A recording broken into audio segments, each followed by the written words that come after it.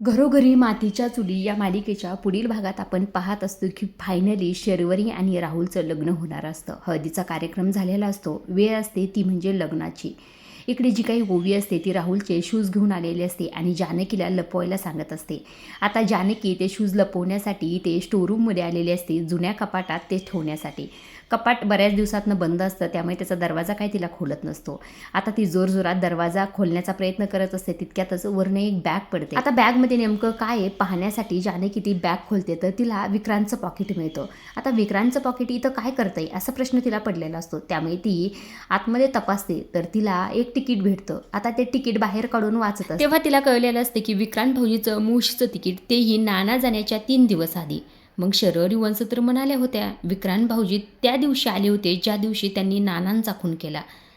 पण मग हे 3 दिवस आधीचं तिकीट, याचा काय अर्थ आहे? म्हणजे शर्वरी वंश आणि राहुल खोटं बोलतात, आपल्याला फसवतात असंही ते जानकीला कळलेलं असतं. म्हणजे जे काही ऐश्वर्या इतक्या दिवस झालं सांगत आहे ते खरं आहे आणि हे दोघं आपल्याला खरंच फसवतात. आता हे सगळं काही थांबवण्यासाठी जानकी धावतच बाहेर येते.